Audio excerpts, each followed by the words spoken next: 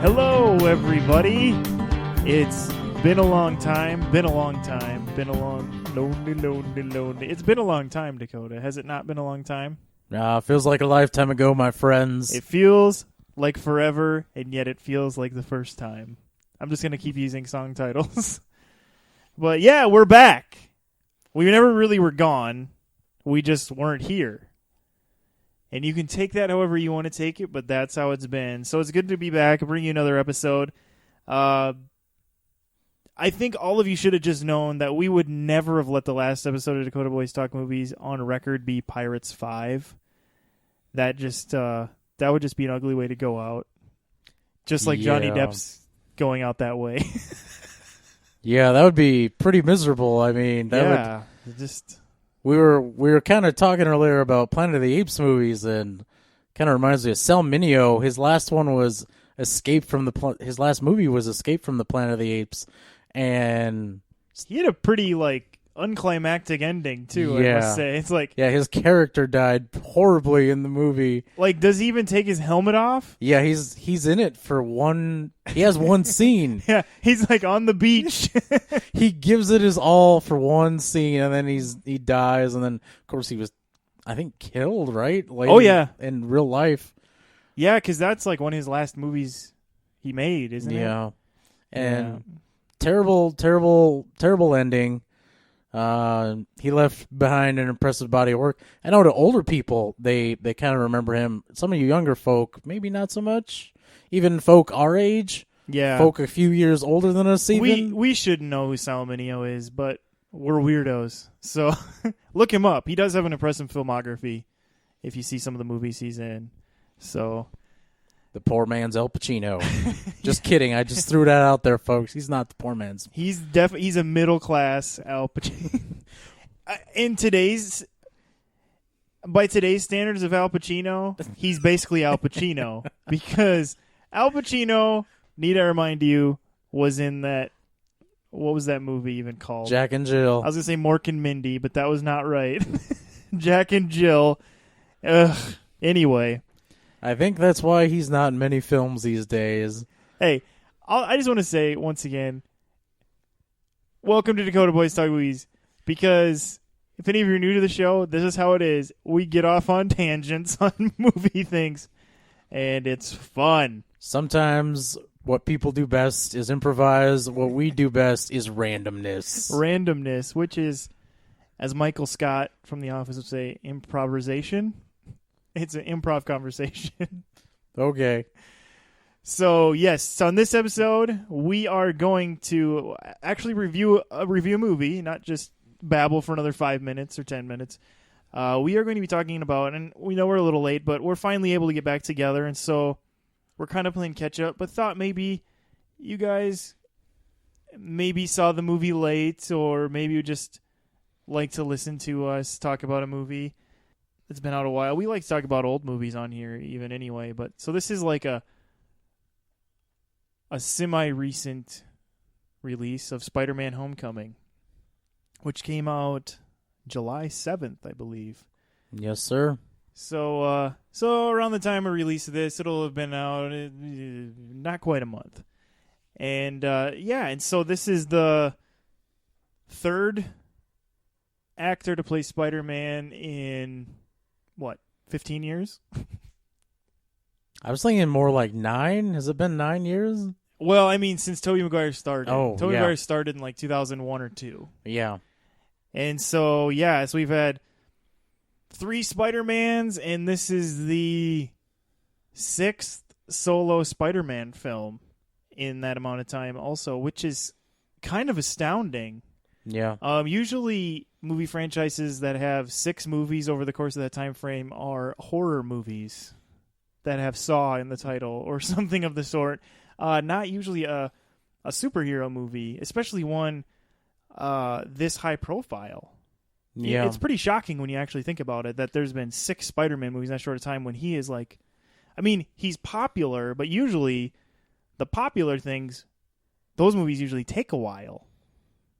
That's very true. And the interesting thing is it's not like a continuation of the first Spider-Man. It's true, yeah. The 3 have essentially been living in their their own universes. Yeah, this is a fresh reboot. I mean, he was introed in Civil War, but this is, like we said, his first solo outing.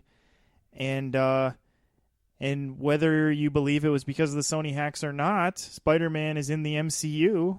And so we have Tony Stark and Happy Hogan and Pepper Potts and a somewhat cameo of Captain America all showing up in this feature. Which, Dakota, how do you feel about this whole MCU Spider-Man movie?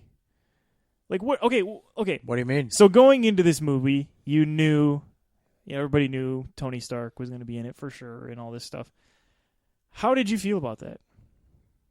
I was okay and with it. before you saw it. I mean, I don't know. I was okay. I mean, it seemed a little more natural to me that he should kind of have other Marvel characters running around interacting with him. I mean, when we were younger, there was the Spider-Man show. I believe it was on Fox, right? Yeah, Fox Kids. Yeah, and he was always every once in a while he would interact with other people. XMen, the Punisher stopped by every once in a while. Yeah, it seemed like really commonly it would be like the X-Men, like Wolverine at least. Yeah, even Blade. They had a version of Blade in that show. That's right, they did. Man, yeah. Yeah, he was in a few episodes. Yeah, just so many interactions. And that's kind of one thing that sucks. I mean, at the same time, I'm kind of glad Fox owns the rights to X-Men because we're not going to get a watered-down version of some of these characters that shouldn't be watered down. But I really wish we could just see a movie where you saw just Hugh Jackman's Wolverine and Spider-Man hanging out.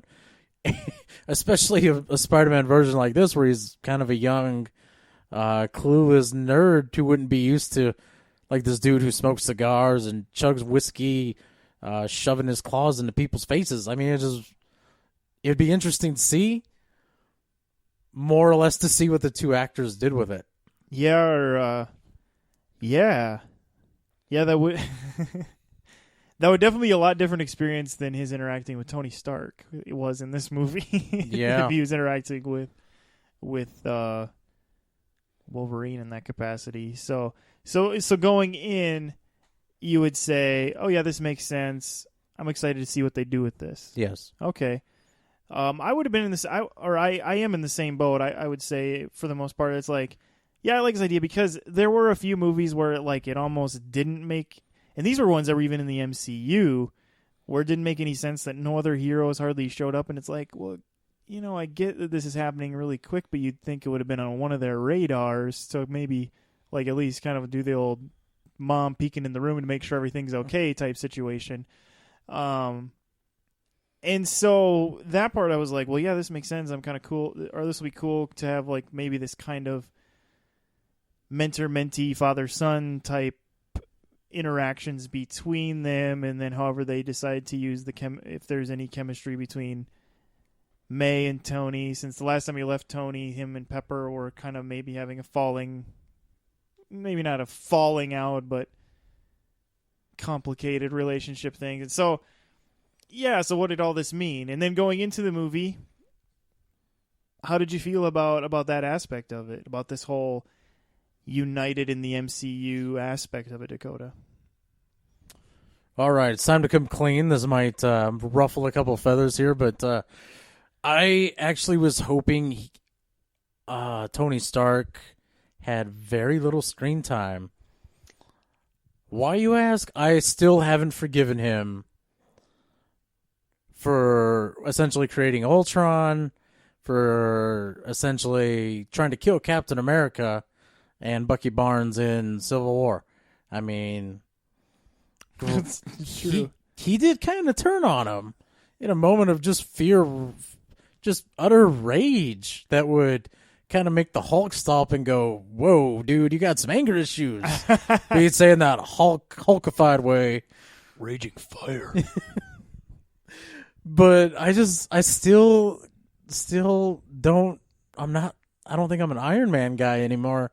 He kind of tainted his own legacy, and there were some parts in this movie where he talks about recklessness, and it's like, dude, have you learned to not be so reckless? Yes. That was some of the problems that I saw too, was that he's like, stick to what you're good at, don't be reckless, all this stuff. Where it's like, okay, I get they're trying to have this kind of relationship, but yeah, it's like, looked in the mirror, Yeah. Or are we supposed to just assume it's like, I've had to learn from my mistakes, don't make my mistakes? I don't know, but like you said, it's so fresh, a lot of those things that he has done, that, yeah, it does kind of like, well, you're right, and that is part of the issue, is that Civil War ended. Granted, Civil War was a Captain America movie, so maybe you were supposed to lean his way, but at the end of the movie, you still kind of think he's a little bit of a D-bag. Yeah. And so it was weird to jump from that to just lovable Tony Stark, in a sense. And so, yeah, that part was hard. And I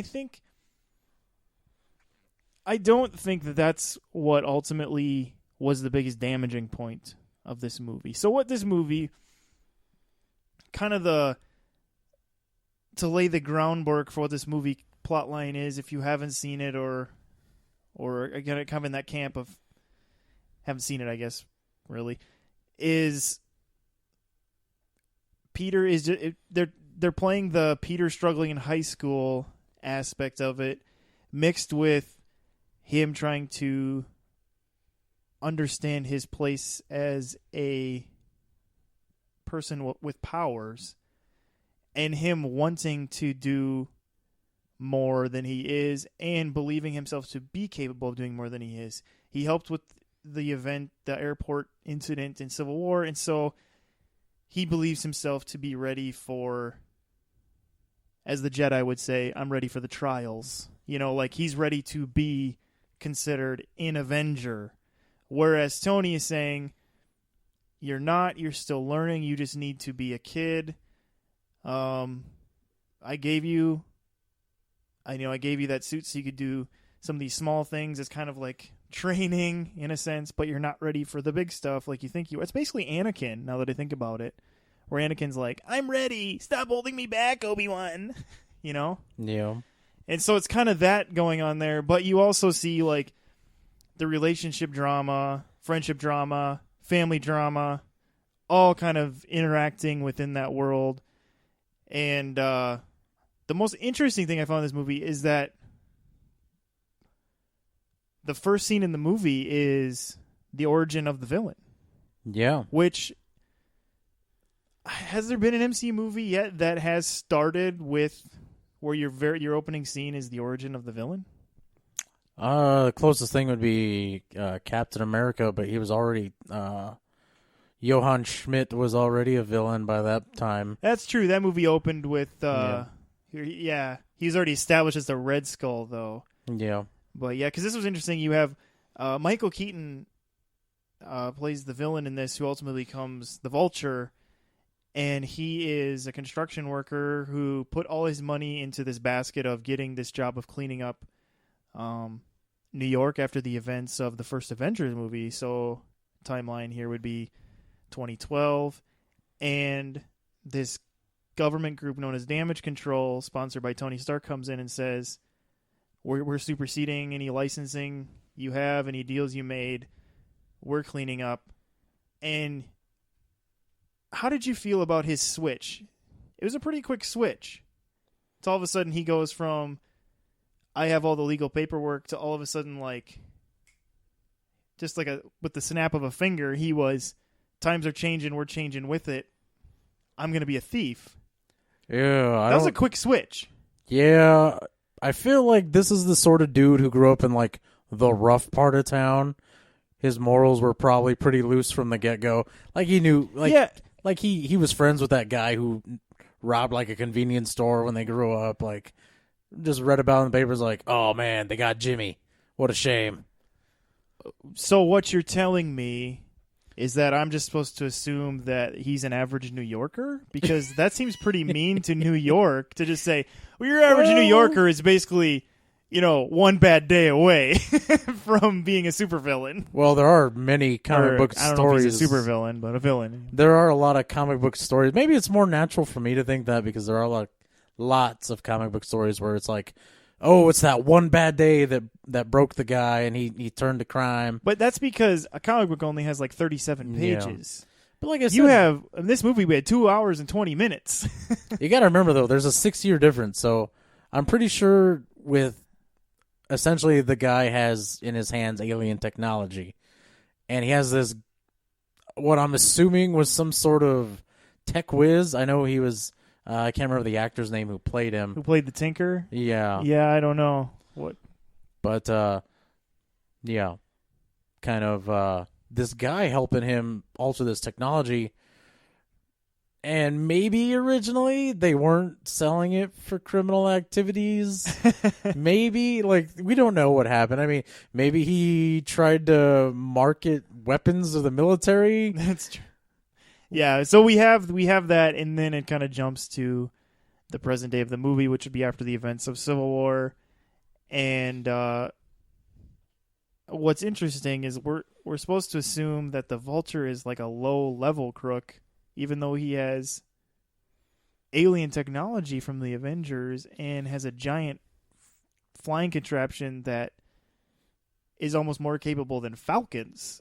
That's why I find it kind of interesting that it's like just the way he is kind of like,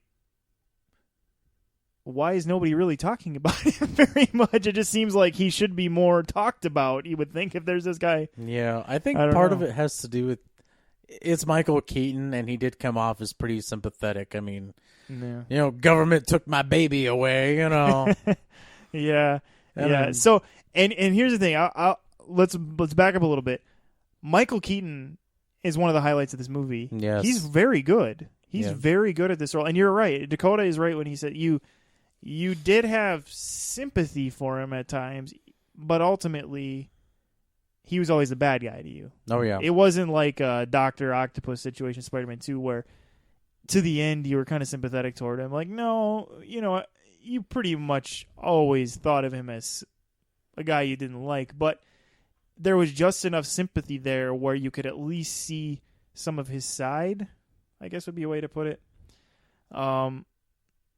Just overall thoughts of the movie, Dakota. What do you think were the strong points? Let's start there. Easily would be Tom Holland. Okay. Easily. Tom Holland would be who played Peter Parker Spider-Man. Just in case you didn't know that. But it was almost like Spider-Man. I mean, I never really bought Tobey Maguire as Spider-Man.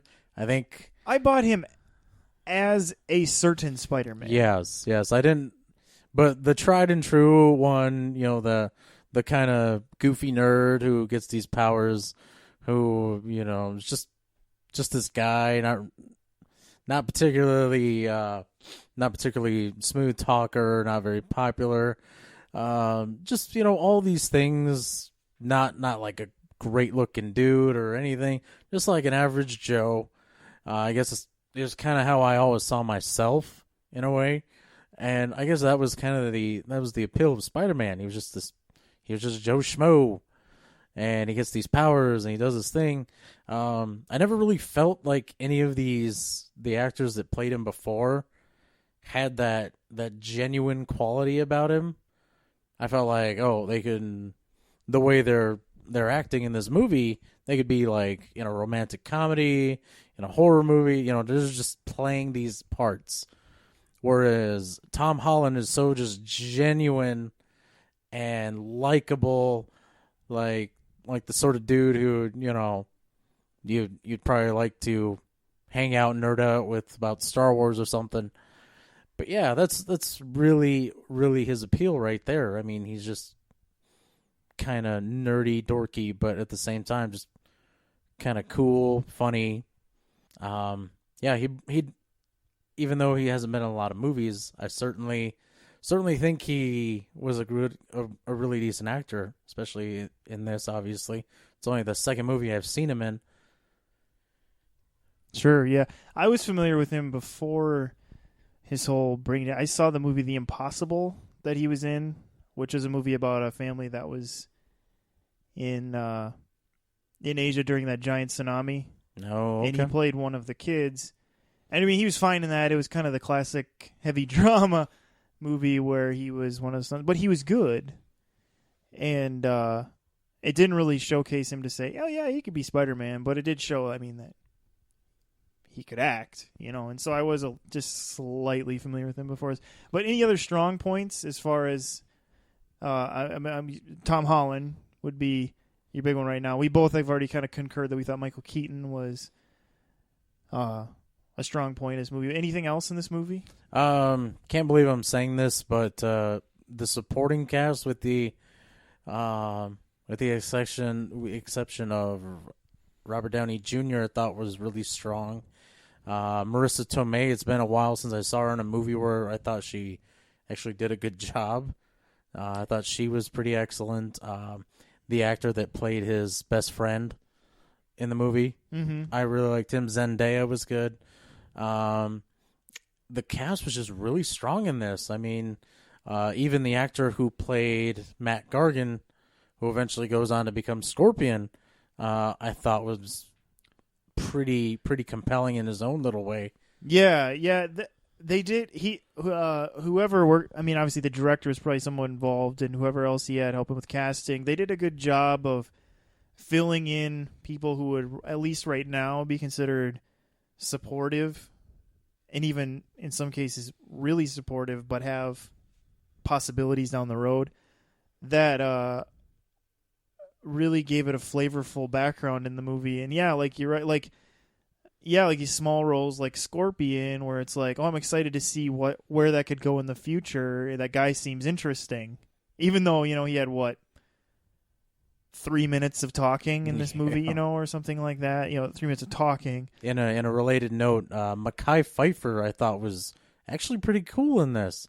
He hasn't really been in any big. That was Mekhi Phifer? He was the Shocker. Yeah, I know who you're talking about. I didn't. Oh, I didn't mean to spoil this movie for you, but a version of Shocker shows up. Yeah.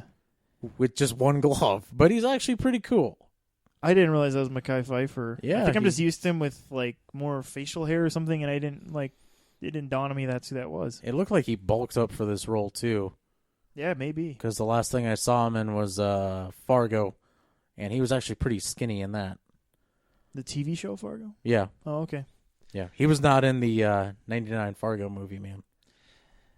Yeah, it's so, okay. What about, what I'm getting from you so far is people. The Strongpoints movie was pretty much all the people in it. Yes. What are you, like, is there anything, like, what about the story? I did like the story of him kind of being in high school, just trying to get by day to day. I didn't really like. I guess the one negative of that was who they had as Flash Thompson. Yeah, he's some guy who I think kind of broke out in Grand Budapest Hotel. Yeah, I believe. I can't remember his name, but yeah, I'm familiar with the guy. I don't know. He just seemed kind of out of place, I think. He did. You stole one of my weak points because he's almost at the top of my list for weak points in this movie. He's not the top, but he's one of the top. He's terrible. And I mean that in every sense of the word terrible, because they made him such an overly despicable person that, yeah, it made him almost like goofily out of place because he's so overly despicable, almost like he's in the wrong Spider-Man movie or something. Yeah.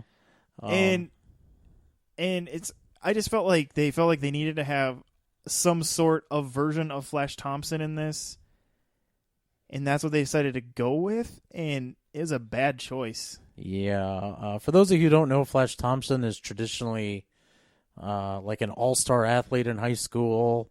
Yeah, and that didn't even bother me. The fact that he's not an all-star athlete and is supposed to be just kind of one of the smart kids. Yeah.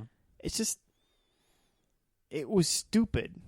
They could have made him a sort of competition without being just so overly despicable. Well, that's the problem. I mean, the Flash Thompson in the comic was actually a huge fan of Spider-Man. Like, right. if someone was talking trash about Spider-Man, he would actually get in their face, and he just believed in Spider-Man. Like, and they could have. I think they even could have met in the middle. Like, you don't need to have him become a fan of Spider-Man like they did in the Amazing Spider-Man movies, and you don't have to have him be the punching you in the face Flash Thompson that they did in the original Tobey Maguire Spider-Mans. But meet somewhere in the middle of those. Yeah, I think they were just trying to essentially have like someone who was like the same, essentially the other side of the coin that Peter Parker represented. Like, smart kids going to this school, they like the same things.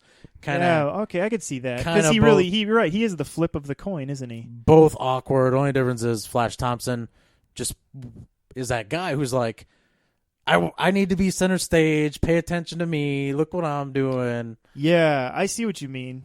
Because he was still overconfident, just in like a more annoying sort of way. Yeah, it's like every scene he was in, he kind of just he's annoying. Yeah, very, very much so.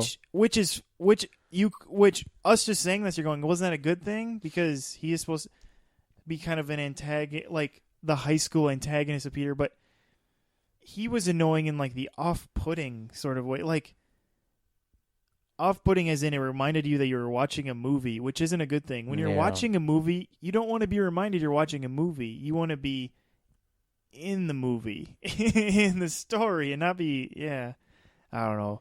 I could talk about how bad that decision was all day. I just going to throw that out there. That's definitely one of my weak points. Yeah, so kind of back to high points. Yeah, back to your high points. You liked a lot of the story aspects of him in high school. The humor of it, I thought, it was actually humorous. It wasn't like cheap shots at humor that make you chuckle. But then when you watch it, you're like, silence. You know, it was like genuine, actually comedic moments. I thought that was cool. The conversations he had with his, I'll just straight up call him his sidekick. Yeah, his guy in the chair. Yeah. His friend Ned, like, he's like, you need a guy in the chair. And I thought that was really funny. Because if you think back to, like, even, like, just the goofiest Disney shows, like Kim Possible. Yeah. Kim Possible would be my favorite example of a guy in the chair, where she has this guy in a chair who just shows up on her watch, but you never see him. Other than, like, on computer screen. Like, he doesn't seem to go to school at her school. He's the ultimate guy in the chair. And that's what Ned wants to be, is Peter's guy in the chair. Which, that was funny. I did think that was funny, yeah. Yeah, his friend worked. If you want to talk about an addition of trying something new in this world of Peter Parker, that worked. That aspect of it. And just... you know, there were times where maybe they made choices I wouldn't have made with how they used Ned, but overall, it worked. Yeah. It worked, yeah. Should I do, maybe I'll do some of my strong points first. All right. So, I would have to say, Tom Holland works. Just, he looks right as far as like a high schooler. He doesn't look like a 30-year-old playing a high schooler. And the one thing that maybe he was missing a little bit was, which he did more in Civil War now that I think about it, was he wasn't quite as quippy in this. Which, whatever. But he does he does good when he fits. And in this world they've given him, he fits into this world that they've given him as Peter Parker and Spider-Man. So that was really, really fun to see that this character that they introduced in Civil War that kind of got you excited works. You know that he works. Other positives, anytime you have Michael Giacchino doing your music is a high point in my book. I thought this is one of his best musical scores. I loved how he integrated the original Spider-Man 60s TV show theme into a couple aspects. That was definitely fun. Like I mentioned, Michael Keaton just kind of reminding you that there can be good villains. in these movies, and just kind of opening a little bit of a door into these other villains that they could bring into this world through him. Introduction of damage control. I thought that was cool, which those of you who aren't familiar with it, I don't know how they're going to use him in the MCU, but they're this government group that cleans up after the superheroes, and they actually had their own comic book line, right? Yeah. And in fact, there was talk, and maybe they're still planning on doing it, because they had a lady, the actress who they had as lead, I recognize. She didn't have much big part in this. There was talk a while back of a TV show, a damage-controlled TV show. And so I don't know if that's still going to happen, and that's their plan, because it could be like kind of like Agents of S.H.I.E.L.D. You could use it to tie into MCU things. Could be a terrible idea, too. But I thought that was kind of fun to kind of tie that in, because it's like, who cleans up after all these messes, you know? And so, they just kind of had Tony Stark kind of make this group with the government, which reminds you that Tony Stark is apparently still working closely with the government, because he used to be Mr. Rogue, and now this not only did all the Civil War things happen, but now damage control, they specifically said in this movie that he funded with the help of the government. So another reason to not like Iron Man still. Still cronies with the government. I don't know if that's going to be good. Yeah, I thought Ned was a good choice. Having this kind of friend to kind of anchor you a little bit in his high school world. As far as story, though, I can't say I thought story was a strong point in this movie. I thought this movie was extremely all over the place. Yeah. Because it was weird, but it felt like there was just too many different storylines all happening at once, and there wasn't enough of a single thread through them all to hold them all together right. And so it made some scenes, when you jump from one scene to the next, very jumpy. Yeah, like it was going from one style of a movie to a completely different style of a movie. Yeah, which brings me to another thing I thought was weak. I thought everyone in this movie was overly excited that they got to make a movie that was allowed to be funny, and they almost went too funny with some things. Yeah, I don't know why, but it seems like that's the way Marvel's kind of pushing things. Like they just want the movie to be chock full of comedy. Well, I like Ant-Man, but my fear of when Ant-Man was a success was, don't pull a DC. You know, just because I think what happened with DC is the Dark Knight, Christopher Nolan's Dark Knight trilogy was very successful, and everybody goes, oh, we like this dark. And then all DC heard was, we want more dark. And they did the wrong kind of dark, and they're making things dark that don't need to be dark, you know? And I feel like that's what could happen to Marvel now, is that everybody goes, oh, Ant-Man was so refreshing. It was great to have it be funny and have funny sidekicks, and I was laughing. And then Marvel's like, we need more funny, and just make things funny. Yeah. And it's just these are the tropes you can fall into when you have such a large audience you're trying to please, that sometimes you can fall into pigeonholing yourself by trying to please a large audience, which seems like it wouldn't happen, but it does. Yeah.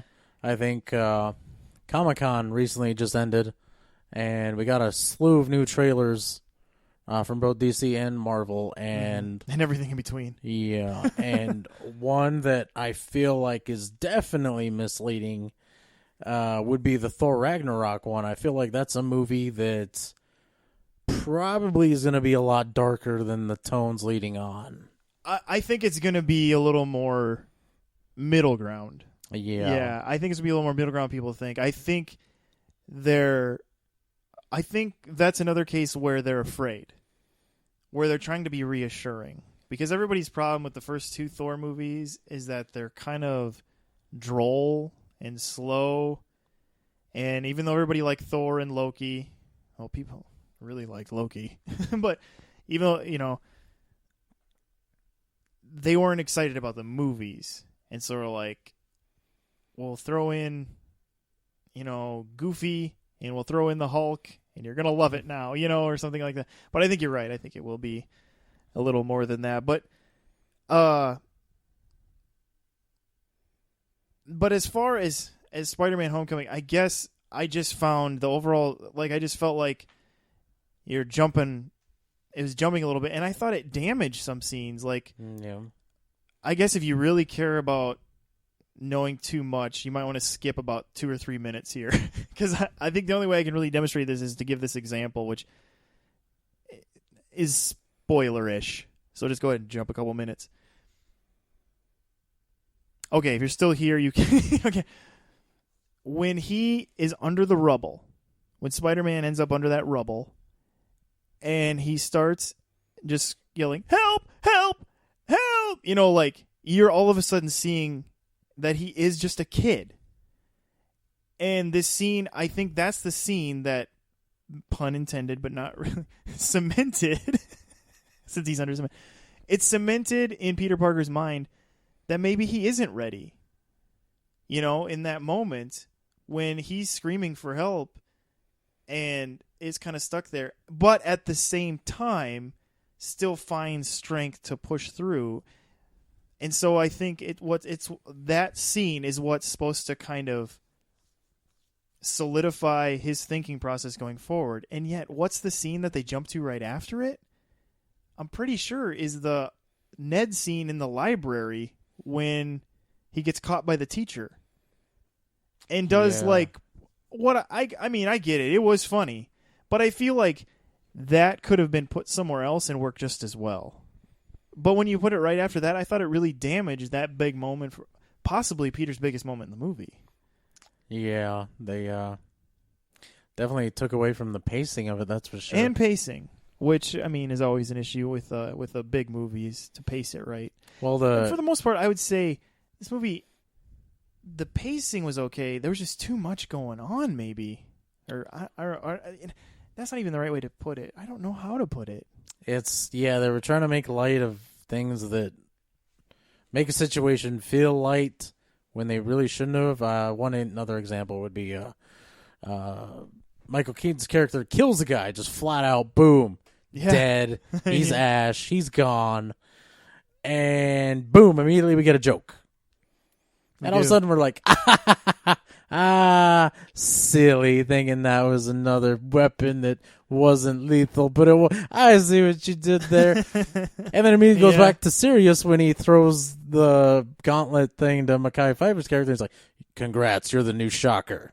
And it's like back to serious. And it's like, oh, okay, so this is the Shocker. Right on, cool. Yeah, it was all. Yeah, there were just a few things that were just like, I don't know. And, I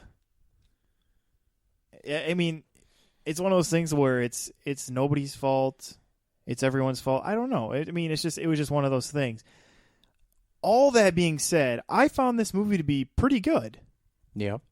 That's what's weird about it. It averages out to be pretty good, yes. But what's weird about my version of pretty good is above standard, above average. And so, because the thing is when you say things like what I've said, it should usually tell you, like, oh, it wasn't that great and I didn't leave excited. And yet, even though there was these flaws, I still left excited and okay with it, which I found kind of interesting when I thought about it later. Yeah. All right, shall we move on to the weak points? Well, I mean, you can go on to some of your. I've been given some of my weak points here. So what other weak points do you have? Let's see. We had Flash Thompson, definite weak point. Another high point, the Captain America cameos. Loved them. Definitely could have used more Captain America cameos. Those were pretty good. I like the way since they decided to use them that was a cool way to do it. Another glaring flaw, too much Tony Stark. Too much lecturing by Tony Stark about being not being reckless. You're right, because I think the impact they wanted Tony Stark to have in this movie could have been the same with less of him. Yeah. I mean, he's he's kind of been corrupted. I mean, all his moral authority that he has, it's like there's not much left, man. Like, you're coming down on this kid, but for all we know, you're like creating some sort of weapon that's going to destroy the world next. And yeah, I found it a little hard to take and annoying. For all we know, Ultron could come back. Yeah. Anyway, no comment on that. I won't spoil the movie anymore. But another thing that kind of annoyed me, and it feels like this is how the Marvel movies are going. The suit was pretty much all powerful. The suit had an AI.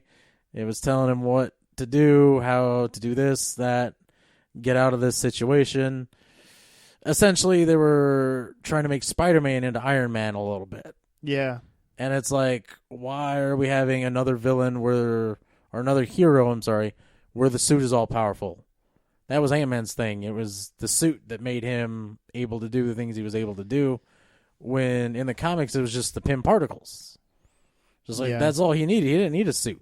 He used the helmet to control ants, but yeah. They tried to get all more sciencey with it. Like, if he wasn't in the suit, he would die, basically, or something. Yeah, and then next you know, it's going to be, it's not the suit that T'Challa wears is powered by nanotech, and his dad actually controls him from the dead. Yeah. It's just, I feel like all these here, it's like you just take away the suit, and it's like, ha ha, I won. It's true, because if you do think about that too hard, it's like one of the things that's really crucial to the Spider-Man, whatever you want to call it, his mythos, there's the word, is that you take away the suit, he still has an identity type thing. Whereas and that even seemed to be the point of this movie, in a sense. And yet you're right. They made his suit so powerful that like he wouldn't almost know how to do anything without it, except for maybe walk up a wall. Yeah, I mean, it's just weird that, you know, the suit's telling him what attack to use, and essentially, well, I think some of it too was that he didn't really have spider sense. Yeah, and then I don't know if they're going to get into that. I don't know. And then it looked like the suit was able to control him a little bit, and it's like I was confused about that too. In the wrong hands, they could essentially hijack Spider-Man. You just need to find another 5'8" person to put on the suit. Yeah, they could be.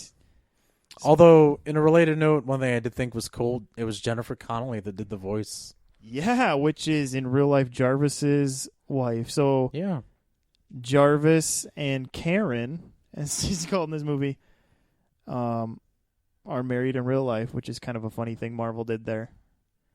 So, and she was a good voice. I mean, she worked for it. So maybe Jennifer Connelly will become a superhero like Jarvis did. They'll just go way off the tracks. Interesting, yeah. Oh, gal. I don't know who she'd be, but Gwenpool.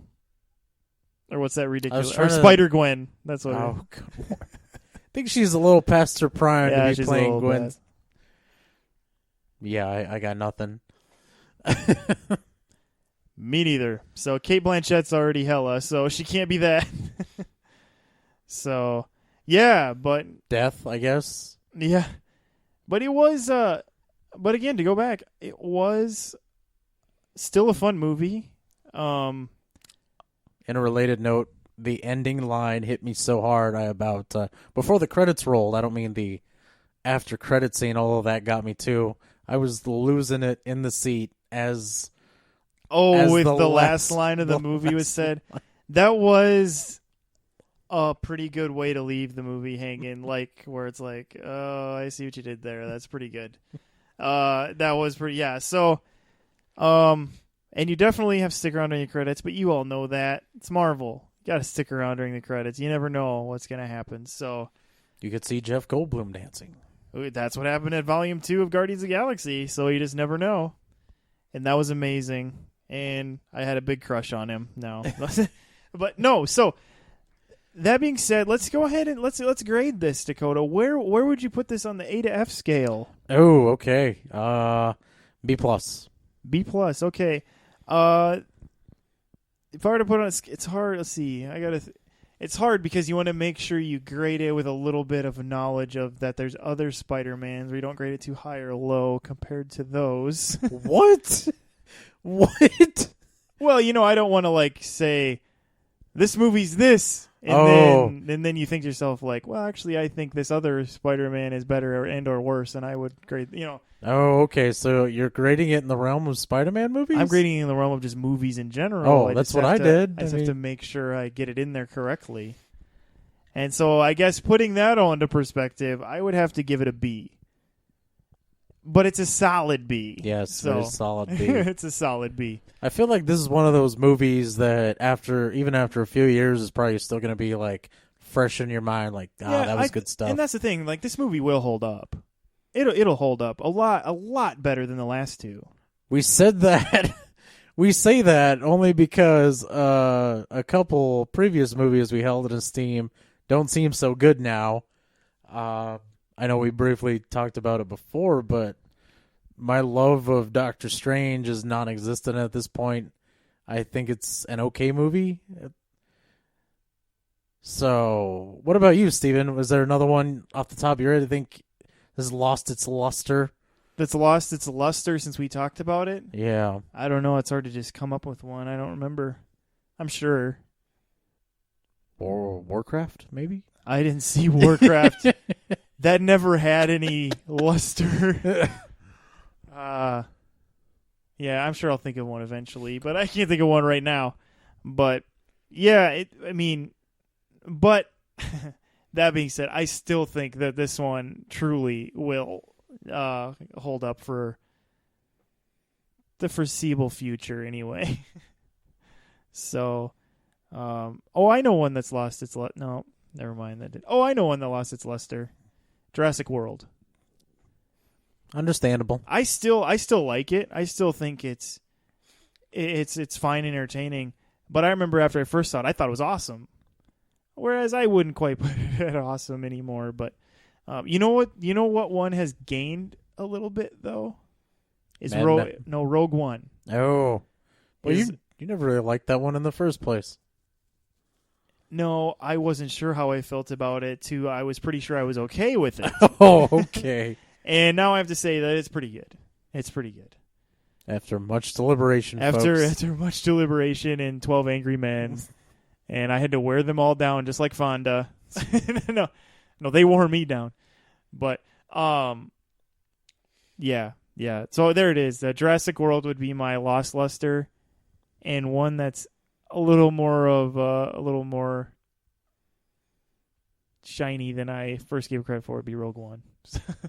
What about you? Is there any that's gained luster? Is that a thing? Oh man, I don't know. What's one that you've hated on the show?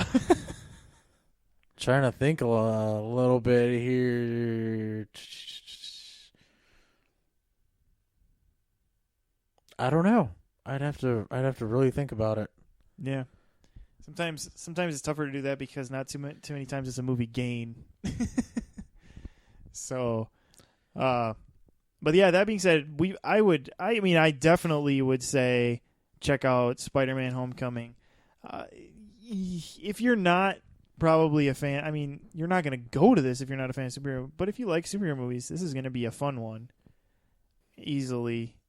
And yeah, I recommended a couple people take dates to this movie. So it would be a good date movie because it's just fun. You'd be able to. It's not a movie where you would feel uncomfortable looking at each other because there'd be moments. Well, what I mean is, sometimes you're at a movie and it's like, all of a sudden you're like, oh, I should give them a glance or something, and you never do because you don't find. But this movie would have those moments where you could laugh and make eye contact and have maybe a couple magic moments during the movie. So that afterwards you'd have something to talk about instead of feeling awkward that you never looked at them for the whole movie. I feel like we're delving into Steven's history, folks. I married my first girlfriend, so there is no history. I'm just going off what I've seen in commercials.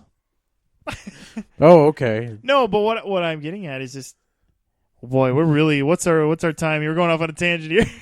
As long as you don't laugh like Gilbert Gottfried, you'll be okay, folks. What I'm getting at is movies can be a good first date or a bad first date, depending on making sure you still somewhat interact with the person you're at the movie with.